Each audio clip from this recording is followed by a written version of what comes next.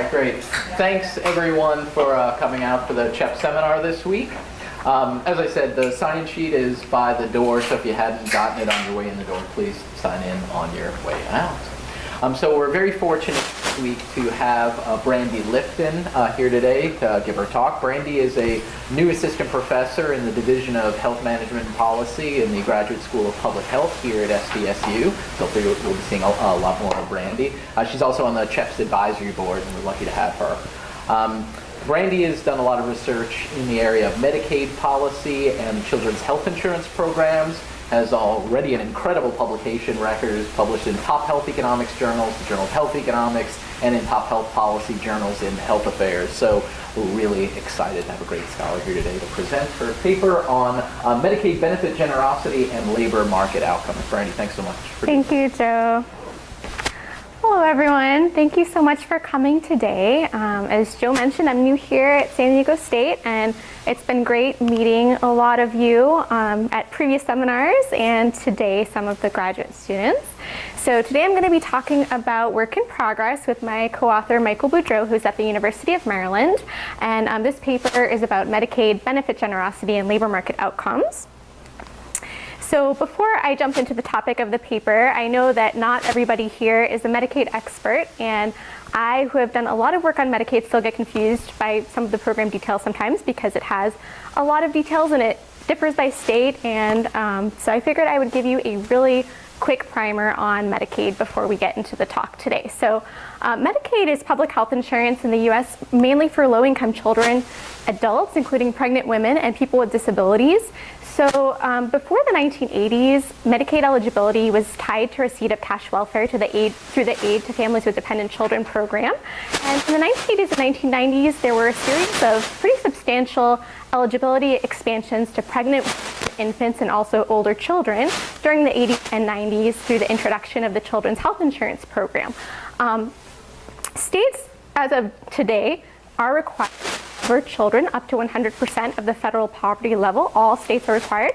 And also they're required to cover parents who would have been eligible under the rules of the Aid to Families with Dependent Children program in 1996, which was the final year of that program. So they're required to cover children and parents up to those levels.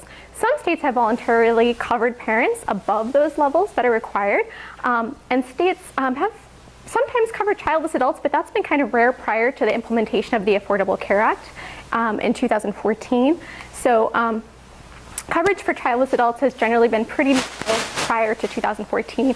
And even among parents, the median eligibility level prior to the implementation of the Affordable Care Act was 67% of the federal poverty level, so fairly low income people.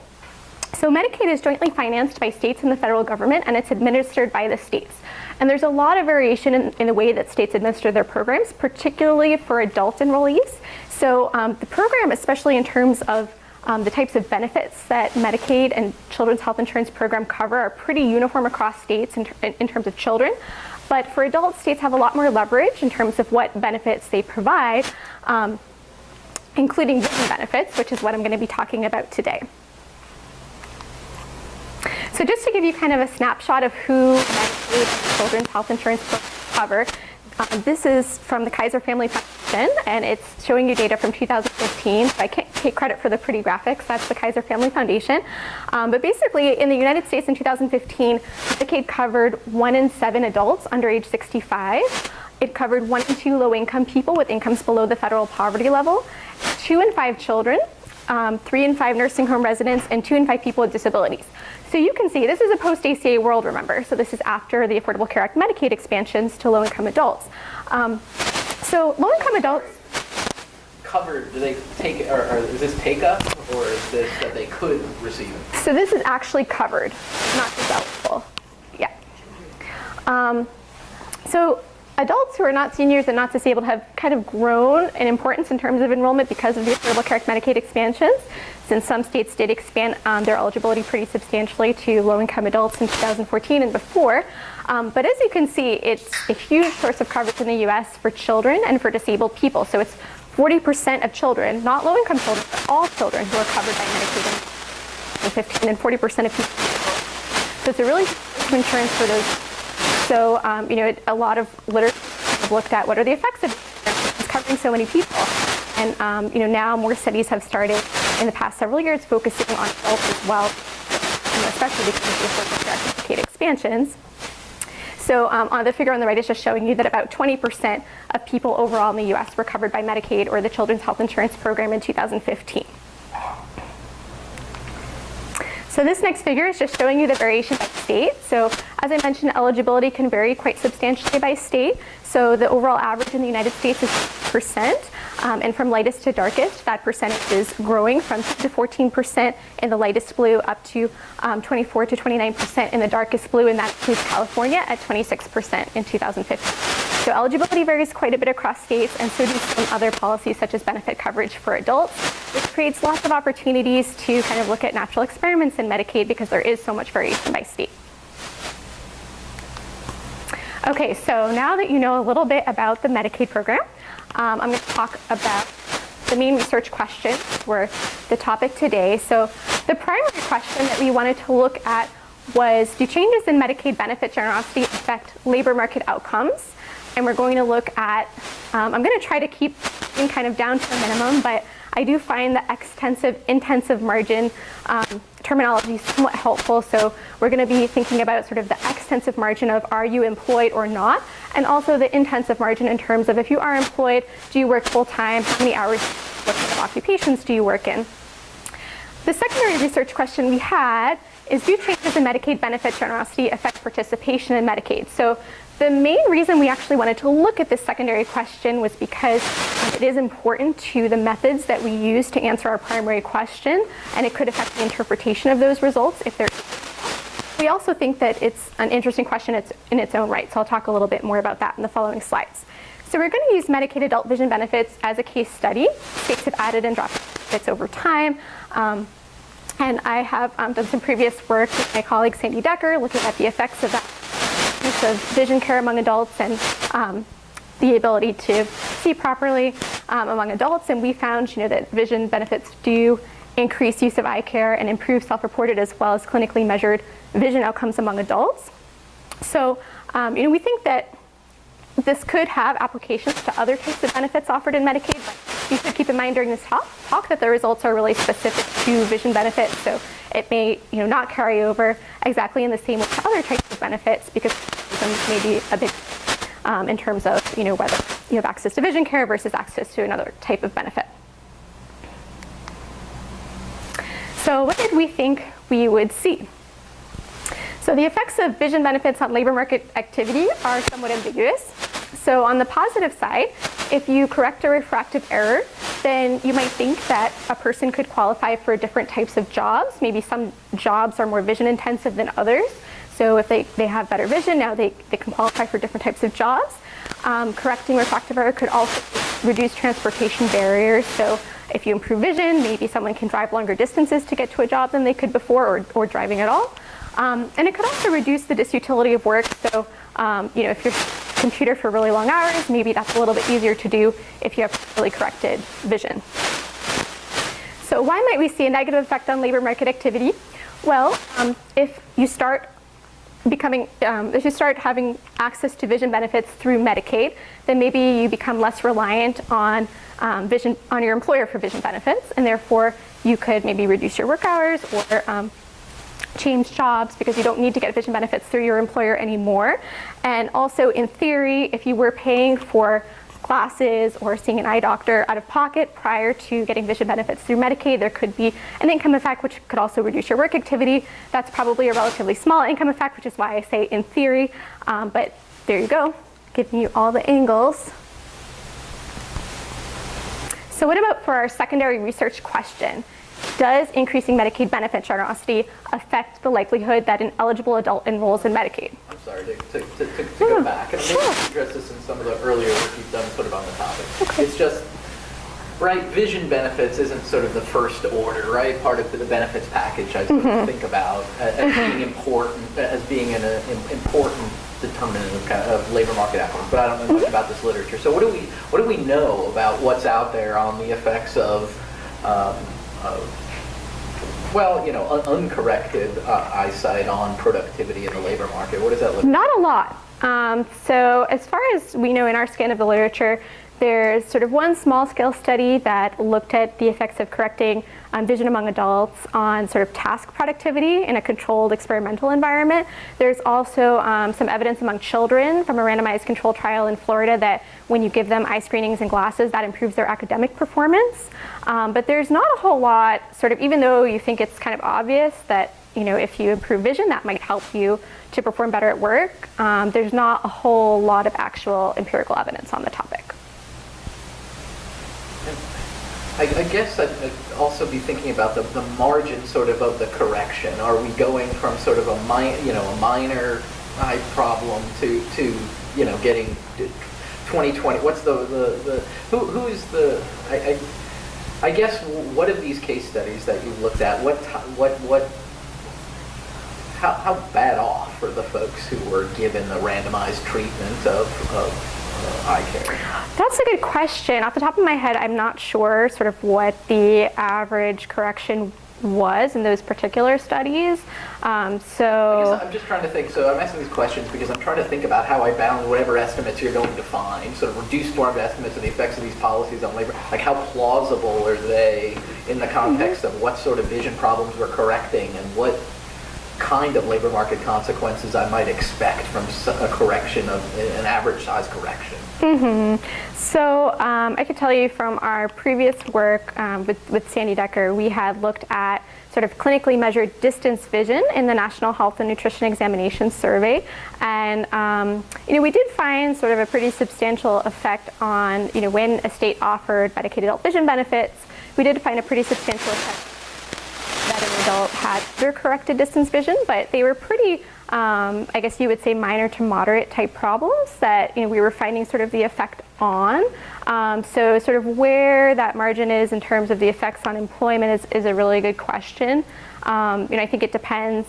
Are you looking at the task or the actual task that someone's doing? It might vary by what occupation you're in. So I think that's a really good question.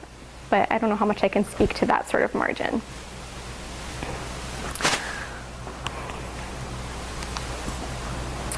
So our secondary question was whether increasing Medicaid benefit generosity affects the likelihood that an eligible adult enrolls in Medicaid. And this will be important for the methods that we use to answer our primary question, since we are going to look directly at Medicaid enrollees as a treatment group in our primary analysis.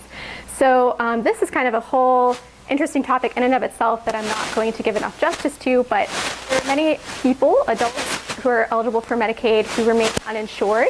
And so you might think kind of in theory, well, a rational person weighs the benefits and the costs of enrolling in Medicaid, and if the benefits outweigh the costs, then they're going to decide to enroll. So some people have found associations between, say, the burden of enrolling in Medicaid and the likelihood that the people who are eligible enroll in Medicaid. So in some states, there's a really long process that you have to go through, a really long application process that might deter some people from enrolling. And there's some limited evidence that increasing Medicaid generosity could also increase enrollment in Medicaid. So there's one paper from 2013 in the Journal of Health Economics by Eugen Han, where she uses the Medicaid payment rate to physicians, which is used as a measure of generosity of the program. And she does find some effect of increasing Medicaid payment rates to physicians and enrollment in Medicaid. So that's evidence that I know of. And also there was a 2012 paper by Ben Sommers and co-authors where they looked at a bunch of different factors, including sort of burden of enrollment in different states. And also they looked at dental benefit, which is another optional benefit for adult in Medicaid. And he found some evidence of an association there. So there's reason to think that when a state provides vision benefits, or in other words, provides more generous coverage, that people could be induced to sign up. There's also reason to think that perhaps people will be less likely, will go off the program when a state decides to provide vision benefits. So why? Well, it could be that if vision benefits actually do kind of improve your labor market prospects and you start earning more money, because Medicaid eligibility is based on your income, it could be that you earn enough income that you're no longer eligible for the program. So we think that would likely be a longer term effect, because first you kind of have to get benefits, get corrected vision, change your labor market activity, your earnings increase, and then finally, someone recognizes that you're no longer eligible for Medicaid or you choose to go off yourself. So we think that's probably a longer term type effect, but that could also, in theory, happen when a state decides to change their vision coverage policies. So a quick overview of our approach. We're going to use variation in Medicaid adult vision coverage policies within states over time to try to identify their effects on labor market activity. And the treated group that we're going to look at is people who were enrolled in Medicaid at some time during the year.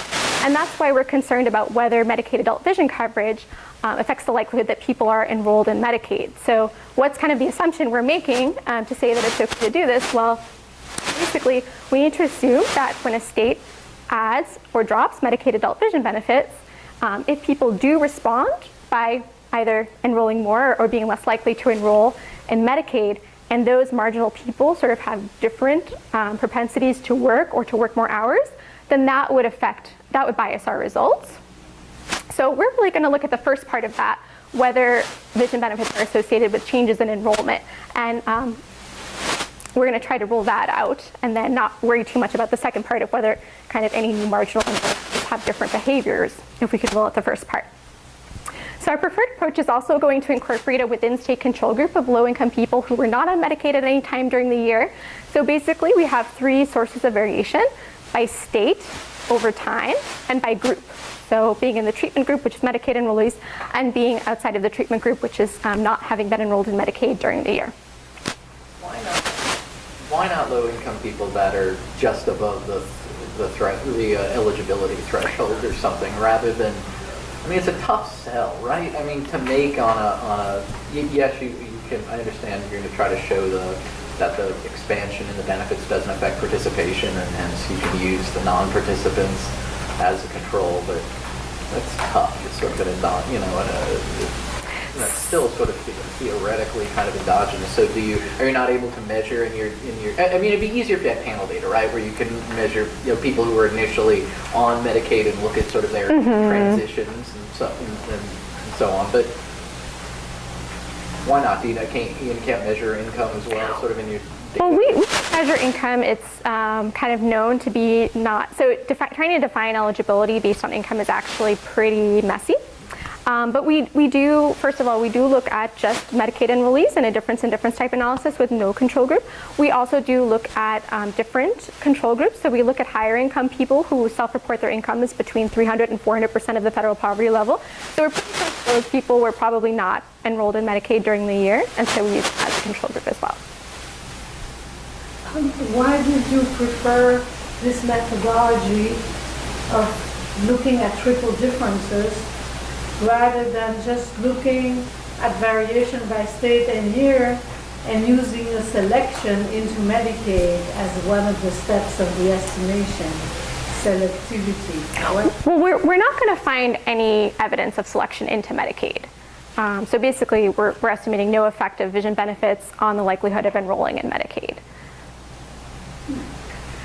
It's totally random who participates and Oh, no, sure. It's not random at all. But in terms of whether it's correlated with a state's vision benefit policy, we don't find evidence of that.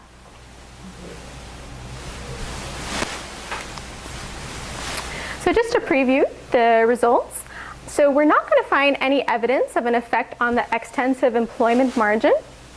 We are going to estimate that vision benefits are associated with effects on work full-time status, and we do find some evidence of a shift towards occupations that require higher skill. We don't find, as I just mentioned, any evidence that adding or dropping vision benefits affects participation in Medicaid. So this is a pretty standard outline, but just to let you know kind of where this talk is going, I'm going to give you a little bit of background specific to this topic. So what is the evidence that others have found on Medicaid and labor market activity? What kind of is the background of Medicaid adult vision benefits? Then I'll talk to you about our data and sample. I'll give you some more details on our methods, go through the results. So first I'll talk about the vision benefits and Medicaid enrollment results to kind of show you that we don't find any evidence of an effect. So we don't expect that's going to bias our results when we look at vision benefits and labor market outcomes. Now I'll go through our robustness checks, talk about some of the results and what we thought was interesting or surprising, and then limitations and conclude.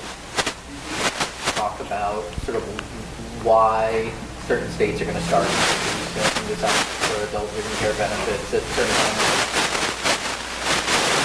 services that are provided to make sure you're isolating those. So we will try to do that. We'll try to do that. Of course, we can't totally rule out that other aspects of kind of concurrent with changes to vision benefits, but we will try to rule that as best we can.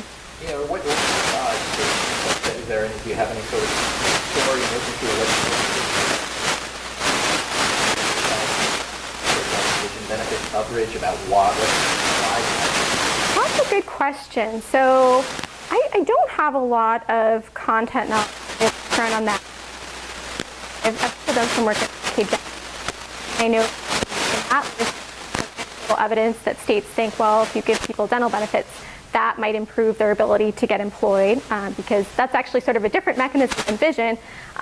Because okay, it could be partly that you improve health by reducing pain of tooth infection, that could help people work, but it could also be kind of reference to physical appearance kind of thing, where if you have missing teeth and then you fix that problem, you're more likely to get a job. So I think states do think about employment when they think about dental benefits, which is another optional benefit for adults in Medicaid. What they're thinking about in terms of vision, I don't have great anecdotal evidence on that. So with the legal,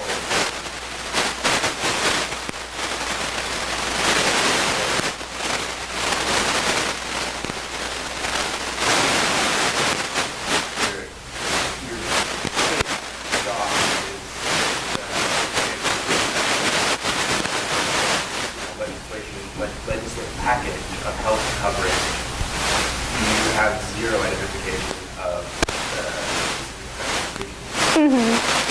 So, I mean, the source for our data on vision benefit coverage comes from the Kaiser Family Foundation. So basically they give point-in-time coverage on their website, and they also have a twice-yearly report that details all of the changes state Medicaid programs report that they made to their programs that year. So I have kind of gone through all those reports, and that's how we kind of saw where states were changing mainly.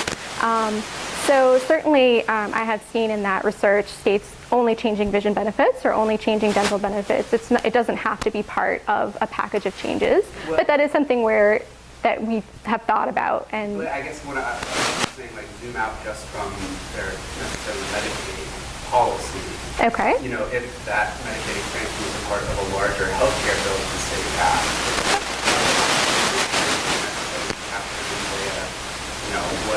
what coverage change with respect to Medicaid? You've got other sort of so that's where our control group kind of helps, hopefully, because by looking at other from adults, those folks should help us to control for factors that affect Medicaid enrollees, and low-income adults who are not on Medicaid similarly.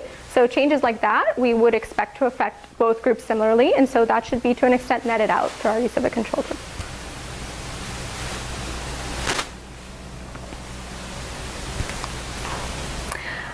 Okay, so to give you a little bit of background on Medicaid eligibility and employment, and that's sort of kind of the closest literature I think to our paper is people have looked at various sort of natural experiments in terms of Medicaid eligibility expansions and contractions and how that affects employment and other labor market outcomes. And that's kind of a somewhat separate question, but it is related. So again, it's sort of theoretically ambiguous what you might expect to happen. So when people get access to Medicaid, if they become eligible for Medicaid, then they may be less reliant on their employer for insurance. So that might make you think that people would reduce their work activity. But on the other hand, you might think that if people get access to Medicaid and their health improves, they may be better able to work more hours or become employed. So in general, in the empirical literature, and there have been many papers on this, the results are mixed, though I don't know of any research that finds a positive effect of Medicaid eligibility expansions on labor market activity. Generally, people have found either nothing or that gaining Medicaid eligibility tends to reduce labor market activity. So just to give you kind of a few examples. So the Oregon Health Insurance Experiment in 2008, which is sort of like the gold standard randomized control trial where they expanded Medicaid eligibility to adults by lottery.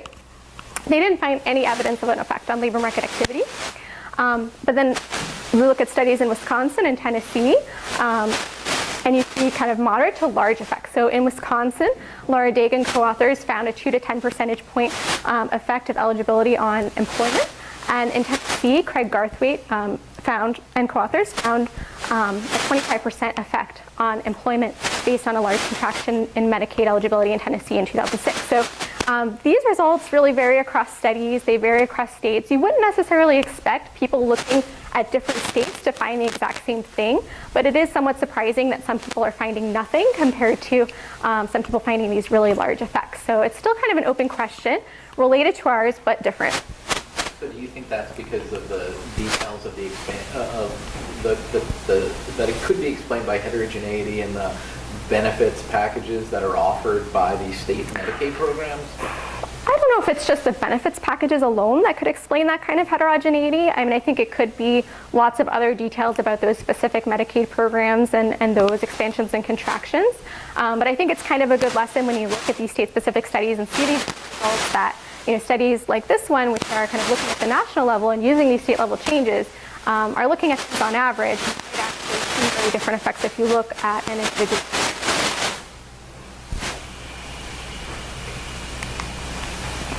So while there's a lot of literature on changes in income eligibility for Medicaid and labor market activity, there's a lot less known about how benefits themselves affect labor market activity. So we haven't really seen much in terms of the Medicaid literature on this.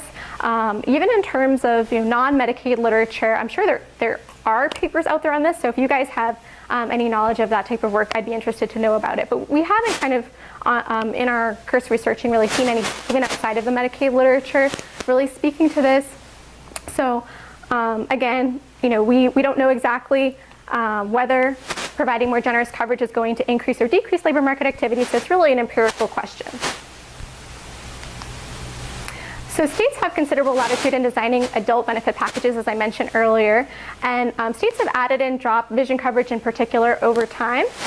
And previous work that I had done with my colleague Sandy Decker did show that vision coverage was associated with increased use of eye care, reductions in self-reported impairment, and improved objective measures of refractive error. So as I mentioned, we had looked specifically at measured distance visual acuity and how that compared to your best corrected visual acuity during a clinical exam. And we did find up to a 10 percentage point reduction in kind of having presenting visual acuity that was not as good as your best corrected, although, as I mentioned to Joe, that was kind of in measures of sort of mild to moderate vision problems, and also it was only measuring distance vision problems.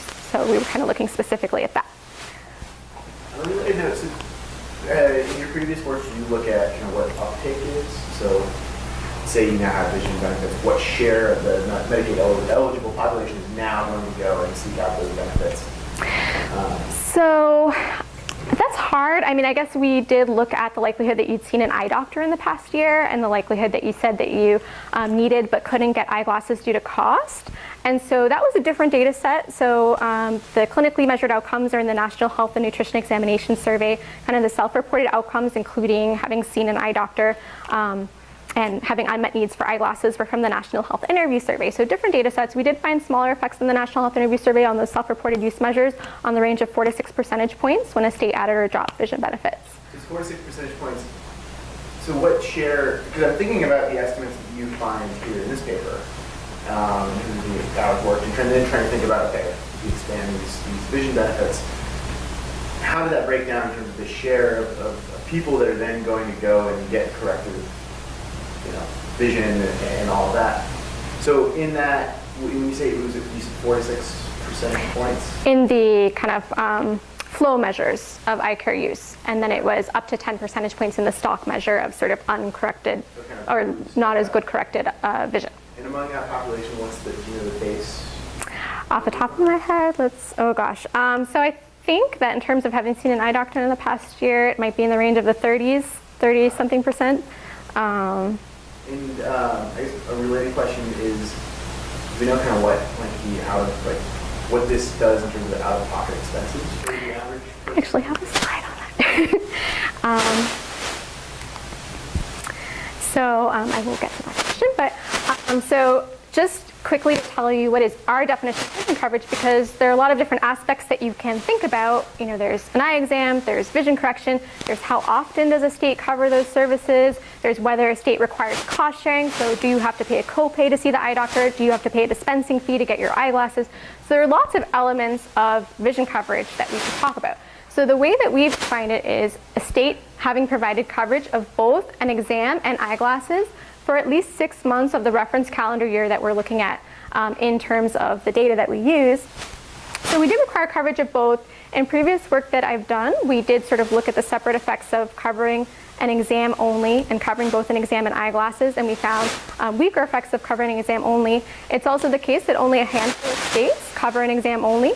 No states cover eyeglasses only, so it's either exam only or coverage of both or neither. So we did group in this paper, as we did in my past work, coverage of an exam and eyeglasses together, and coverage of an exam and eyeglasses as coverage, and then coverage of an exam only and coverage of neither together.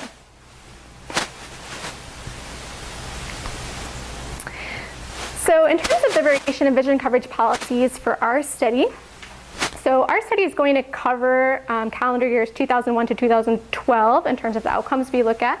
And during that time, 34 states provided vision coverage at the beginning of that period, and 26 states provided vision coverage according to our definition at the end of that period. So fewer states covered it at the end than at the beginning. Between 2001 and 2012, 15 states changed their vision coverage policy. But in terms of the identification for our paper, because we require 6 months of the year, and also because we will use the 1-year lag of vision coverage policies in our analysis, not all of those changes do count. So it's 10 states that actually contribute to identification in our analysis. And those 10 states in particular represent 22% of adult Medicaid beneficiaries in 2011, so it's a reasonable proportion. So this is showing you kind of graphically what I just said. So basically from 2001 to 2012, what percentage of Medicaid enrollees resided in a state that covered both exams and eyeglasses? So that percentage starts out pretty high, above the mid-70s in 2001, and then it does drop down. So it drops down a little bit, comes back up, and then drops down again, all the way to about 50% by the end of the period. So as you can see, I've put in recession bars here. It does look like there could be some kind of cyclical nature to these benefits, which makes sense when you think about it because they're an optional benefit. And states, when their budgets don't look as good, may decide to drop this benefit, and when their budgets look better, they may add it back on. So that's something that we're somewhat concerned about. But these changes in states, they don't typically respond to changes in economic conditions right away by benefits. That could take some time. Further to that problem, we do use the lag of vision coverage policies, so that kind of goes further back from actual changes in the economy. We also do control for local economic conditions in our regression analysis. And we finally do a robustness check where we cut out the Great Recession period to see if that affects our results, to try to kind of get at that potential issue. Have you seen, we're on regression, we're on the left-hand side, you have the change in adult vision benefits, which look like largely, as you said, cuts. Well, no, there's some increases. But have you looked at what the correlates are of changes in the policy? So in terms of like at a state level, a state year regression. So that's kind of on our list, but we haven't done it yet. In general, that really steep decline, if that's a function of the recession and the state responding by saying how we can't afford to provide vision coverage for Medicaid. Yeah. And also, oftentimes, at the same time, change eligibility. So, knowledge, first of all, eligibility for childless adults, so eligibility for childless adults was pretty low before the ACA, so not that many childless adults were covered. So in terms of parental eligibility changes, they were pretty gradual during this period, so not huge changes in eligibility. We do control in some of our regressions for eligibility for working parents to try to get that, and like I said, we also do cut off this whole period from 2008, from 2008 to 2012 as well, and see if our results are robust to that. So this kind of gets at your question a little bit. So why do we think vision benefits might be important? So first of all, it's pretty common. A lot of people have a need for vision correction. And it can be pretty expensive for an uninsured person. So this $384 figure for an eye doctor visit and glasses actually comes from my co-author and I's calculation from the Medical Expenditure Panel Survey. So that's how much on average an uninsured person would pay for those services. And that's about 37% of monthly income for a single adult below poverty. So it can be a fairly substantial amount of income for a really low income person who might be actually eligible for Medicaid. So like I mentioned earlier, there's not a whole lot of evidence on how corrective lenses impact labor market activity or human capital, but as I did mention, there is that randomized control trial evidence from Florida for children that getting access to eyeglasses did improve academic outcomes. evidence of improved task performance in adults, but as far as we know, not a whole lot out there on that topic. Yeah, I mean, it may be because there isn't much out there on the topic. I'm just curious, the relative, the size of the effects relative to other stuff, to get a sense of how important the vision stuff is. In terms of those previous studies, Yeah, maybe just the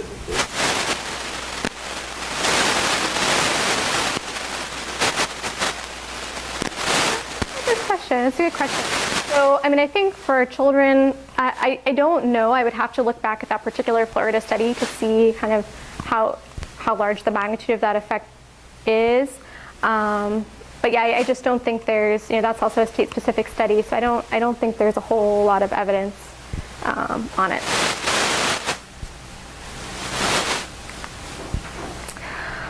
Okay, so for this project, we're going to use the 2002 to 2013 Current Population Survey, ASEC, which some of you are probably pretty familiar with. So for graduate students, it's a nice source of health use data, and lots of people have used it to look at labor market type questions.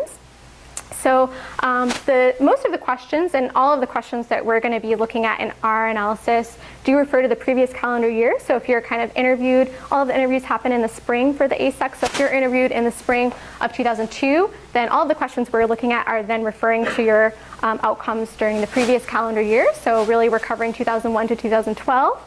And for vision benefits, we're going to look to the Kaiser Family Foundation. So as I mentioned earlier, they do have information on adult vision coverage on their website for select years, and they do also have this biannual report where they ask states, okay, what did you change in your Medicaid program this year? And so states then report if they added or dropped vision benefits, and where there were inconsistencies, then we did contact states and do internet search because sometimes states aren't really changed the benefits to the Kaiser Family Foundation, so we had to kind of rectify some of those discrepancies. And then we also control for a variety of time-varying state-level factors in our analysis. Most of them come from the Area Healthcare Resources File and some other sources as well. So in terms of our sample, we used adults ages 22 to 64 with incomes up to 200% FPL as our main sample. And so the reason we started age 22 is because of the early periodic screening, diagnostic, and treatment benefits. So basically that means that even though kind of in terms of eligibility, you become an adult at age 19, in terms of benefit coverage, you really become an adult at age 21 because basically all states cover vision benefits for children, and they also have to cover them for beneficiaries who are up to age 21. And then we added on a year because there's some kind of cross confusion between when you turned 22. We also required that you're a U.S. citizen or you have resided in the U.S. for at least 5 years. And the reason for that is because typically you have to meet that requirement to be eligible for Medicaid. And because we're going to include a control group in most of our analyses, we really wanted to make kind of the control group as similar as possible to our Medicaid group so that they could properly control for other factors that may kind of affect Medicaid release. We required that you were not enrolled in Medicare and that you didn't report any supplemental security income. And the real reason for those exclusions is to try to kind of call people who were eligible for Medicaid due to disability and also people in our control group who may have disability, because we were really more interested in non-disabled enrollees, since the policies that we're looking at are those applicable to people who are non-disabled. So we then defined the treatment group based on whether you said you had Medicaid at any time during the previous calendar year. So that's how it is in the CPS. Insurance coverage is based on any time during the previous calendar year. It's not point in time. And then the control group meets all of these other requirements, and they weren't enrolled in Medicaid at any time during the previous calendar year. So really, we have relaxed most of these assumptions, most of these restrictions as well, and our results are not particularly sensitive to these requirements, like these middle two. So I gave you kind of an overview of our approach. I'll give you a little more detail. So our main approach is triplet differences. So the intuition behind that is you have 3 sources of variation by state, by year, and by group, Medicaid or not. So basically we're going to compare outcomes for Medicaid enrollees relative to the control group in states with and without vision benefits at any given time, and before and after changes to vision benefits. So there are your 3 differences in an intuitive way. We will use the 1-year lag of vision benefits, and the reason for that is because we think that once you actually get a benefit, you maybe see an eye doctor for a new prescription for eyeglasses. It may then take you some time to get labor market activity. We do kind of in our robustness analyses look at using concurrent vision coverage policies as well, and the results are just a little bit weaker, but not totally different. So our main approach is to use a linear model with model errors clustered at the state level because that's the level of the policy variation. We also use the CPS ASEC sampling weights in our main analysis, but our results aren't really sensitive to whether we use those weights or an alternative set of weights that adjust for response bias to the insurance questions, and they're also not sensitive to whether we use weights at all. So I don't know kind of how the room is split here, but there are some people who prefer not to use weights in their analysis, supposing that they are actually controlling for most of the characteristics that determine the weights in their regression models. I do tend to use weights, but it's kind of comforting that it doesn't really matter in this case whether we do or not. So this is kind of the main regression equation here. So here I is indexing the individual, S is indexing the state, and T is indexing the time or the year. So YIST is basically the outcome of interest. Medicaid IT is an indicator for whether you said that you were enrolled in Medicaid at any time during the year, so that you're in the treatment group versus in the control group. And then Vision ST-1 is an indicator that you're in a state that covered vision benefits for Medicaid enrollees, and again, it's lagged by 1 year. So it's T-1 in the previous year. XAST contains demographic controls, and in some specifications it also includes time-varying state-level controls. Tau T is a set of year fixed effects. Gamma S is a set of state fixed effects to control for Tau T is controlling for kind of national trends in the outcomes over time. Gamma S is controlling for unobserved state level factors that are kind of constant over a period that may kind of affect both the propensity to offer vision benefits and also the labor market outcomes we're interested in. And we do also include in our main analysis now, and this is actually a little different than in the paper, we've made a little update. So we include all of the second order interactions as well. So between year fixed effects and being on Medicaid, between state fixed effects and being on Medicaid, and between state fixed effects and year fixed effects. So what are we doing? Well, we're allowing the outcomes to vary for Medicaid enrollees over time. We're allowing outcomes to vary by state. And we're also, by including these state by year fixed effects, we're basically controlling for these time-varying state-level factors explicitly that affect Medicaid enrollees in the control group similarly. So to give you an example, say the supply of community health centers in your state. That could affect Medicaid enrollees and low-income adults similarly in terms of their access to services. But some things that might not control for are Medicaid specific. So, changes to the Medicaid program that are concurrent with changes to vision benefits, that would affect Medicaid enrollees, but not other low-income adults. So we can't explicitly control for that because that's the level of our variation, state by year by group. But we will try to incorporate some Medicaid-specific features in our robustness analysis to try to kind of tease that out, that it's really, hopefully, vision benefits that are driving what we see.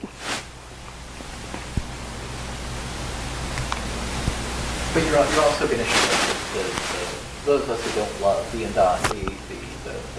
cut by participation in Medicaid is sort of the third difference.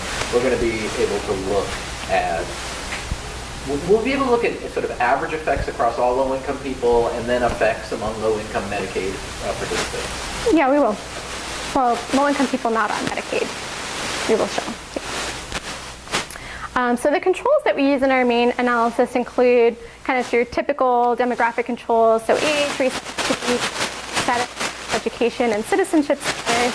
In some specifications, we replace the state by year specific time-varying state-level variables or with state-specific linear trends.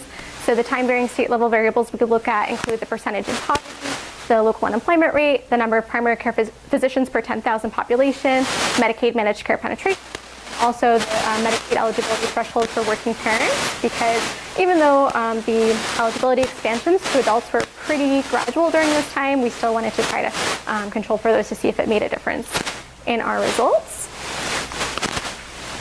So as I mentioned, by including a within-state control group, what we hope that we're doing is sort of accounting for any kind of time-varying state-level factors that may affect both the propensity to offer vision benefits and the labor market outcomes we're interested in, as long as they Medicaid enrollees and the control group similarly. So assuming that you have a good control group, it's somewhat of a less restrictive assumption than kind of your difference in difference, where you just look at state level changes in the benefit for the treatment group, because there you would have to assume that there aren't any other kind of unobserved factors you're not controlling for that are affecting both vision benefits and your outcomes of interest. So our secondary question, if you remember, was whether Medicaid adult vision benefits affect enrollment in Medicaid. So just to show you kind of our approach to that, basically it's a similar type of analysis. So now we put whether you're on Medicaid or not on the left-hand side is our outcome of interest, and we're going to look at whether that's associated with vision benefits. Again, lagged by 1 year is in our main analysis, so we've also looked at concurrent policies. We'll use kind of our same set of standard demographic type controls, year fixed effects, state fixed effects, and again, errors are going to be clustered by state, and we'll use a linear model to look at that. So even though that's our secondary question, I will show you the results of that analysis first, because it is important to kind of rule that out in order to then look at sort of our main approach. So these results, by the way, I always tend to, they're in terms of percentage points, and I always tend to scale up my coefficients by 100, which some people don't do.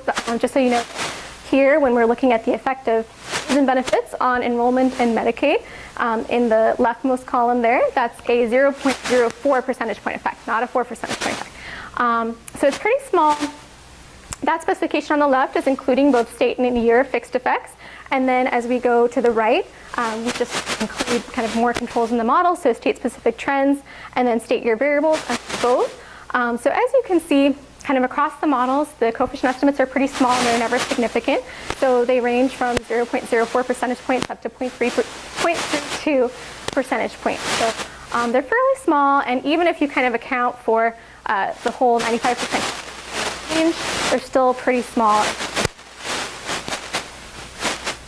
And you're not worried at all about these benefits changing the distribution of who's on, I mean, it's hard to sort of tell a story about, who's leaving, who's joining on net. There's nothing, but we're changing the distribution of unmeasured productivity among those who remain on the program. That's a good question. So, I don't know if this is addressing your point or not. We look at sort of changes in observable characteristics, basically using kind of our main specification, but putting the characteristics on the left-hand side. So the one thing that we do find that's significant is race ethnicity. That seem to be varying significantly. So it gets less white. So one thing that's on our list is sort of bound. Like looking at sort of the mean outcomes by race ethnicity, and then sort of looking at how that composition changes and trying to sort of bound what effect that might have in terms of competencies.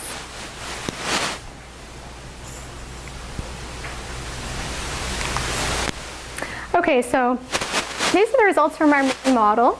So this is the kind of regression equation that I showed you, the triple difference estimate, including everything, including all state fixed effects, year fixed effects, and all of the second order interactions between Medicaid and state, Medicaid and year, and state by year. So basically what we find here on the leftmost bar is whether you're employed or not, so sort of the extensive margin effect. We estimate a 1.44 percentage point effect, but it's not statistically significant. Looking at the whole sample, whether you're full-time versus not, we do see a significant increase of 3.6 percentage points. In terms of being part-time or not, we see a 10% reduction of about 2.2 percentage points. Then when we restrict to the employed sample only, which starts at the usual hours outcome, we do find about, it's the log of usual hours worked per week, so it's about a 6% increase in usual hours worked per week among the employed, and about a 5.6 percentage point increase in the likelihood that you were full-time versus being part-time.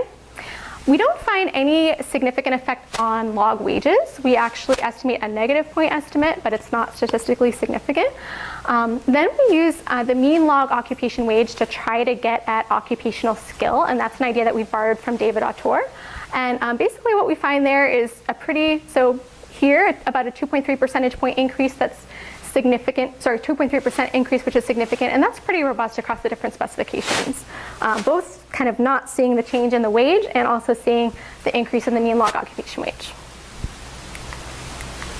So here I am showing you those results with their standard errors along with the results of kind of the other specifications that we looked at. So all the way on the right, boxed in red, those are the results that I just showed you of our main specification. But from the left, the model is basically what I showed you in the regression specification, except without the state by year, the full set of state by year interactions. Then progressively we move over to including those time varying state level variables that I mentioned to you, like the percent in poverty, the Medicaid managed care penetration rate, and the eligibility level. And then also state specific trends, the time varying state level variables and state specific trends. And then finally the full set of state by year interactions. So in terms of interpreting the coefficient effect, especially on the log hours, what's the average wage, the average annual earnings of someone of a Medicaid, someone who's on Medicaid in your sample of one of these states? So, okay, so I remember it's $12.50 per hour. Oh gosh.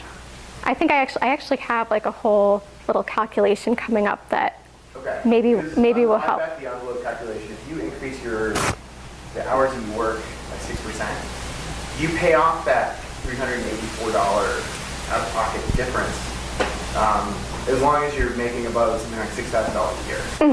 So I will show you something along those lines. Yeah.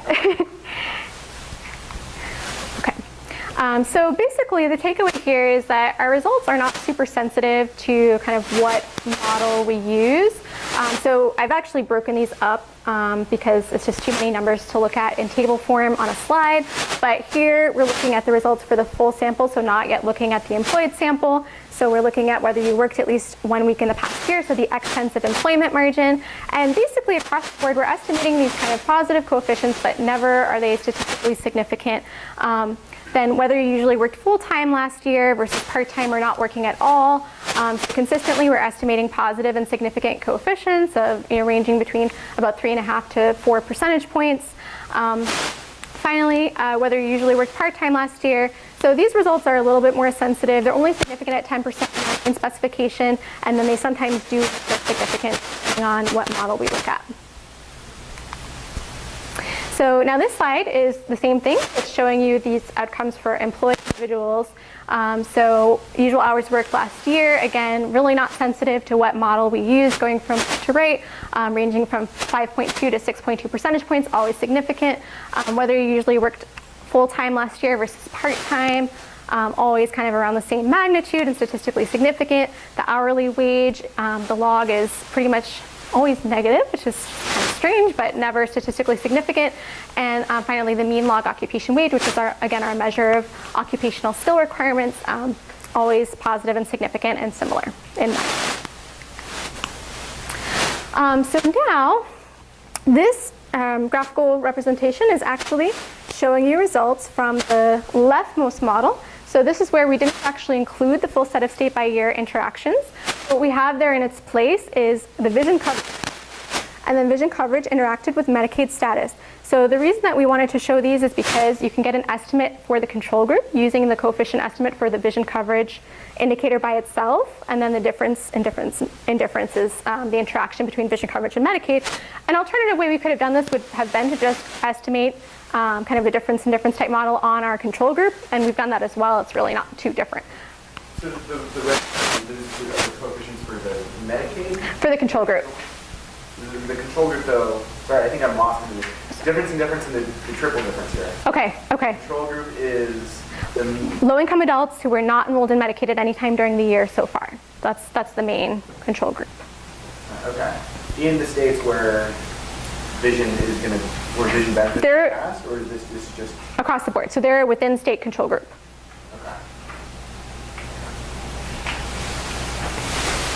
Okay, so basically what we're seeing here, these estimates, again, are pretty similar to what I've already shown you before. The blue bars are for Medicaid enrollees, the treatment group, and they're pretty similar to what I've shown you before. But if you look at the red bars, which are the estimates for the control group of low-income adults who were never enrolled in Medicaid, you can see that the results are a lot different. So they're quite a lot smaller in magnitude in general, and none are statistically significant. So just as an example, if you look at usual hours worked week among the employed sample, it's about a 6.3% among Medicaid enrollees who are our treated group, and it's only a 0.13% effect among the control group who were hopefully untreated. So the results look quite different. Sorry, so what does the other sort of difference I'm thinking about is I don't know if you're getting in about that. I mean, I'd like to see the non-Medicaid recipients, their changes in labor market outcomes with just the state adoption or contraction of adult vision benefits to see what. So this is really similar to that, but we've run that as well. If I know what you're saying, then it's basically if we just restricted to people who said they were not, who were low income and said they were not on Medicaid at any time during the year, and we did these regressions, it looks just the same as this. Pretty much just the same as this. But we like showing it this way just because you can get estimates for the Medicaid group and the control group, same model, but the same thing. So we did also run some subgroup analyses, and basically what we found is that the effects appeared to be more concentrated among women than men. So the kind of differences between women and men weren't like really highly significant, but the magnitudes of the effects looked a lot larger in women. So we're still thinking through why that may be, but that's what we found. We didn't find significant statistically or economically differences by age, so whether you were under or over age 35 or marital status. So two questions then so you've done, I assume, then the sort of first stage kind of employment, whether you took up Medicaid by gender and didn't find anything for either gender? Given that you're finding that the result is so vision coverage and enrollment, so we didn't do that by subgroup actually. Okay, if your results are driven by a particular demographic, it might be nice to sort of do that. Okay. No, that's a good point. Thanks. What would be the reason that the effects were more concentrated among women than among men? It's a good question. So it could depend on whether women are more likely to have uncorrected vision problems, or whether women are more likely to work in occupations that have kind of requirements for good vision. We're still kind of. We actually didn't look at subgroups for dental. We haven't looked at that. It's a similar pattern. Yeah. I'm picturing men with high income preferring to squint than to go to the eye doctor. That is sort of the stereotypical. Medicare may not be any better. So No, that's a good point. That men are less likely to. There's a more responsible story. Yeah. No, but I think that's also a possible story. Yeah, definitely. It's also the case that this sample of Medicaid people is considerably more female than the control. It is. So that's not a characteristic that we found sort of systematically correlated with vision benefit changes, so there weren't any kind of compositional concerns in terms of male, female, but you're right, sort of just the base characteristics, Medicaid recipients tend to be more female, absolutely. Single parent households. Yeah. So just to make sure I'm getting it right, so everyone in your sample right now is low income? Yes. Okay. And then, so my thought, going maybe back a step on the their hourly wage being a negative coefficient, even though it's not significant. Yeah. Is that maybe have to do with the fact that they're lower income, maybe they're working in those lower income jobs and they're more likely to be on Medicaid the lower hourly wage they start at? So that's a great question. So we were concerned because, if you kind of provide this benefit and you increase your hours or you kind of get more income, maybe are we like kind of putting these people out of the sample with our income restriction. So just to give you a little background, 200% FPL is well above the eligibility threshold for adults on Medicaid in most states during our period. So it's not kind of as low as it sounds, but we were concerned about that. So we did go ahead and relax the income restriction in our robustness analyses, and we didn't find that changed. The only thing that we found that changed our hourly wage result was taking out the great. Everything else looked the same, but the hourly wage result all of a sudden became positive. So that was kind of interesting. But other than that, we never found sort of evidence of a positive effect on the wage. And then the Medicaid is not, it doesn't employer at all, it's state provided. So is that maybe the increase in full-time versus part-time, or the increase in work, maybe employers of these low-income individuals who now, if they know that the low-income individual has outside health insurance, that they'd be willing to employ them for more hours because they won't need to cover their insurance? Or is that a possible explanation of why that increase is so large?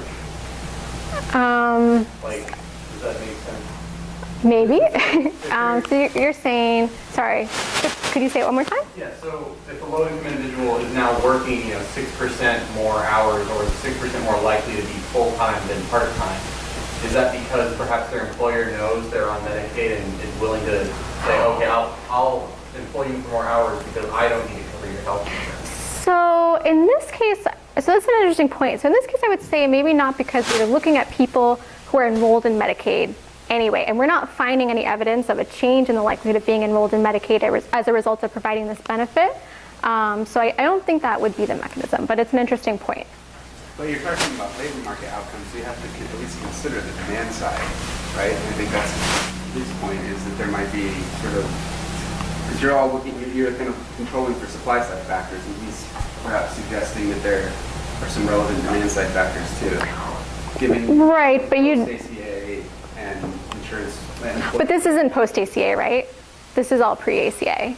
But yeah, I know, I think it's a great point. I just think that in our case, since we're really looking at Medicaid enrollees and we don't find evidence that people are changing their enrollment in Medicaid as a result of this policy, I guess I don't really see where that would come in. Because it's not like people are all of a sudden becoming enrolled in Medicaid when they get vision benefits.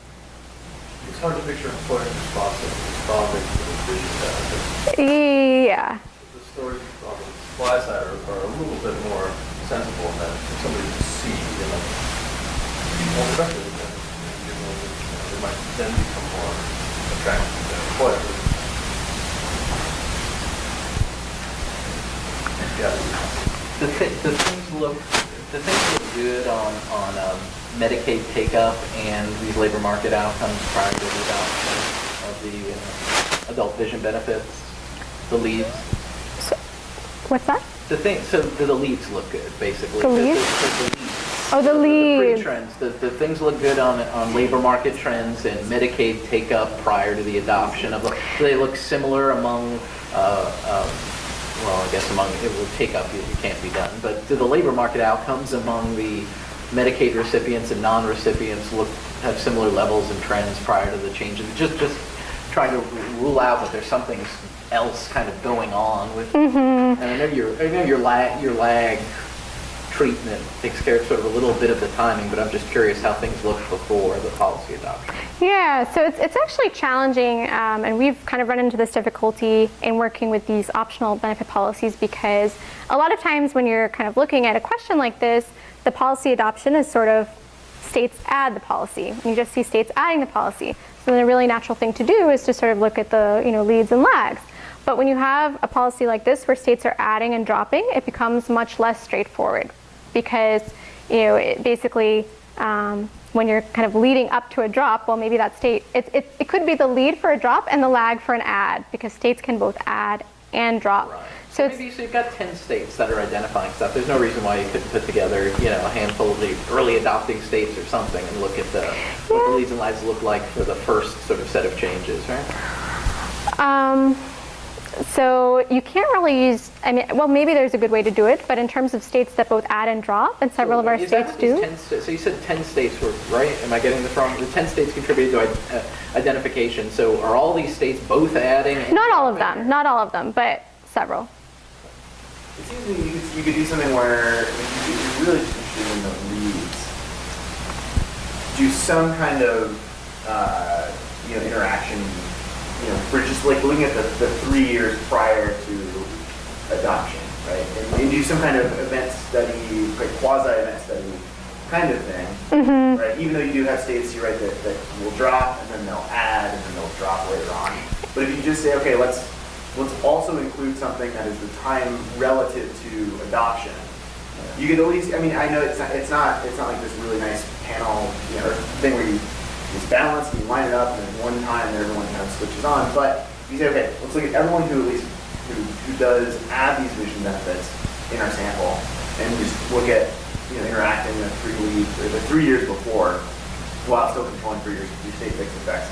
You can still estimate these, the leads and just kind of see if there's something that seems to be kind of ramping up into it. That would maybe be one way to. Yeah, no, we have been trying to think about kind of doing something like that, or how to address policy endogeneity. So we do have something here. It's not that, but we have been thinking about how to do that. It does sort of, because some of the states both added and dropped and we can't really use them, it does sort of reduce our sample size a bit, but we could just look at the states that had one change. Why does it not work if they add and drop? Because they're also adding and dropping at different times. So kind of how would you propose? Yeah, but you have basically an event study type of framework where you have some policy treatment. And so what you could do is you just look at so instead of having the treatment, the treatment be the treatment, you lead it one period.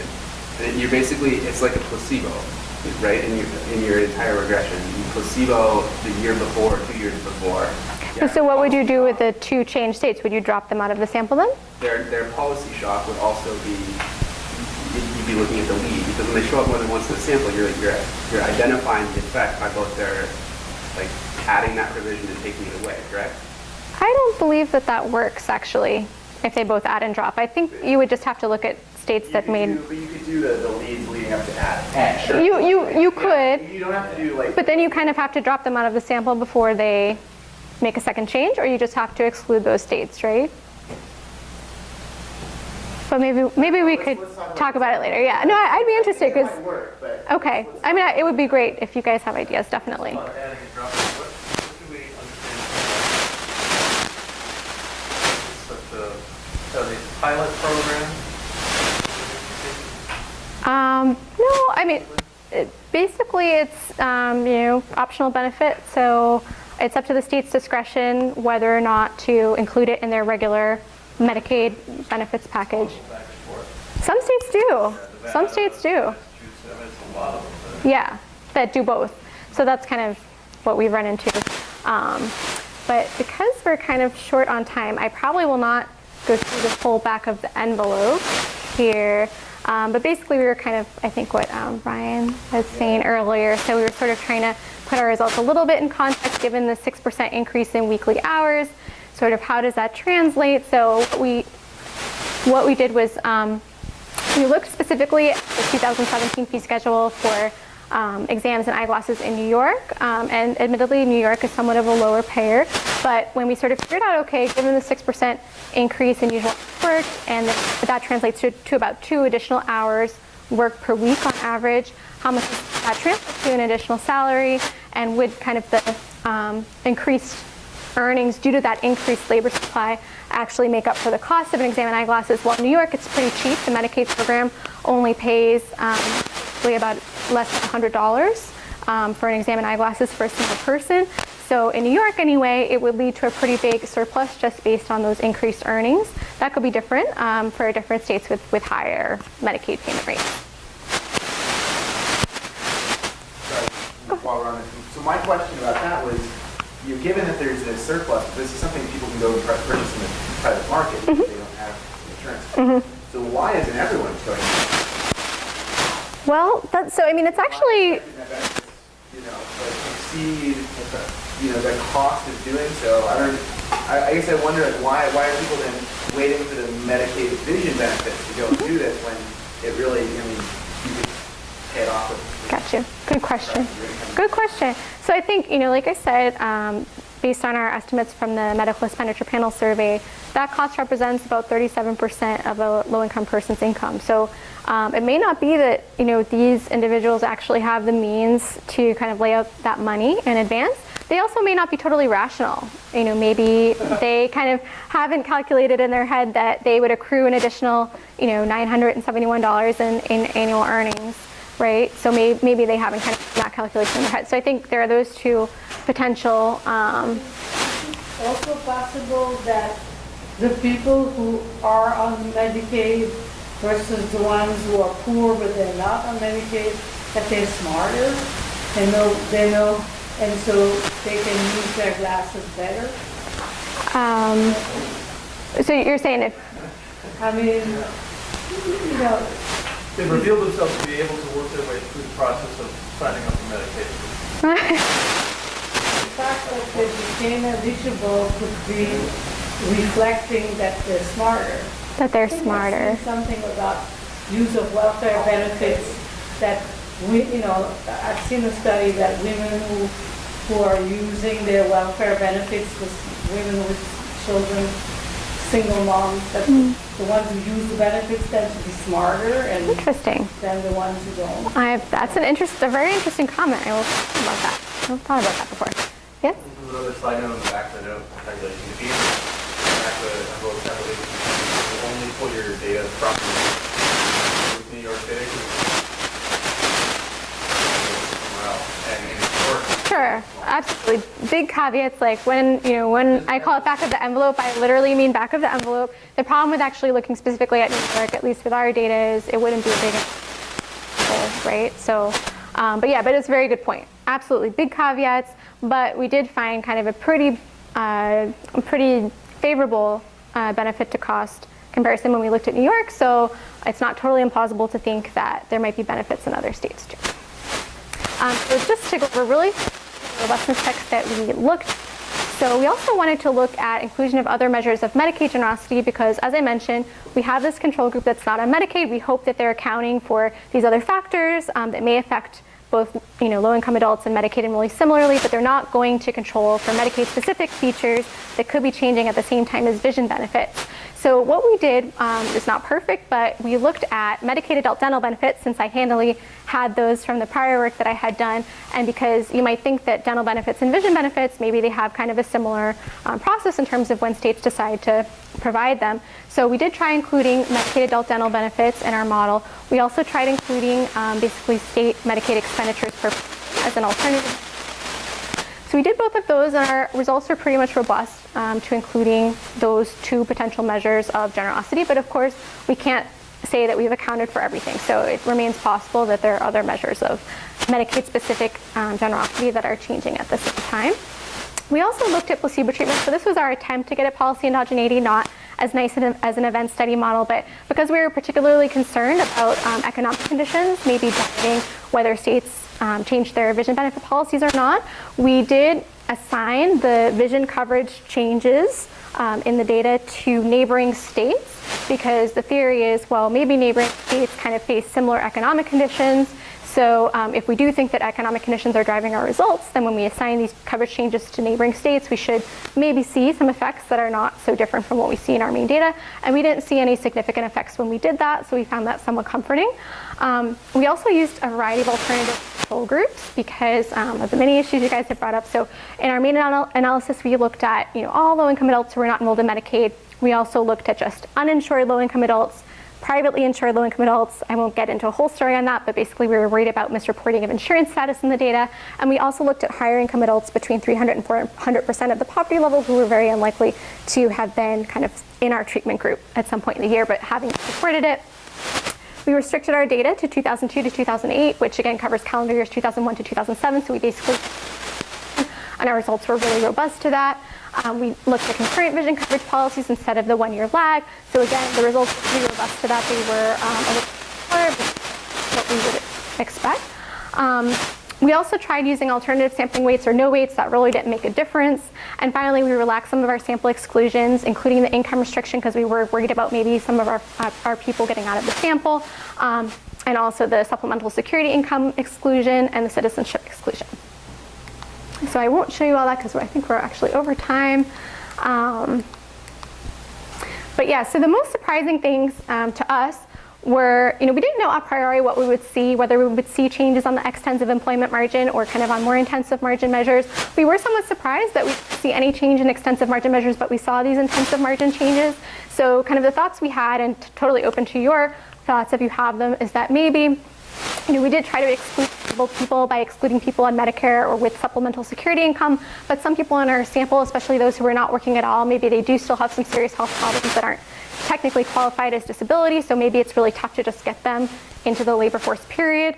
Also, it's possible that people who, in our sample who weren't working at all, maybe they were concerned about losing coverage if they became employed, because again, Medicaid eligibility is based on your income, so maybe there's some of that going on. That could also affect people who are working and want to increase their hours, but maybe for some reason it was more of an issue for people who were not working at all.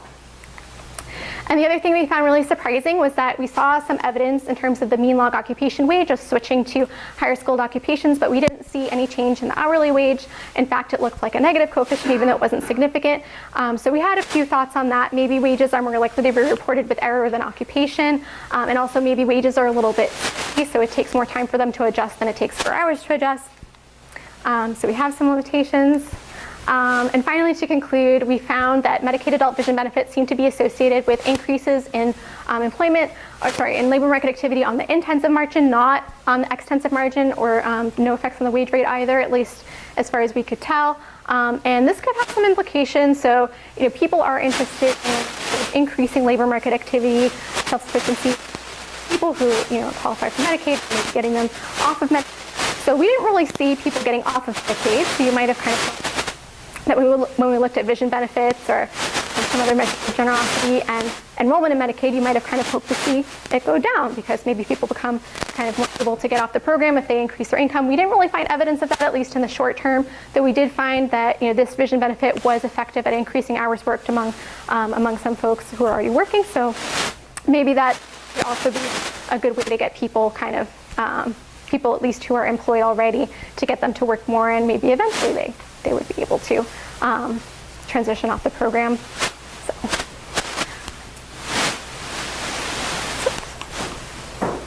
Thank you. Oh, thank you. And that's my email address in case anybody wants to talk about this or anything else. So thank you so much for coming, and sorry for going over.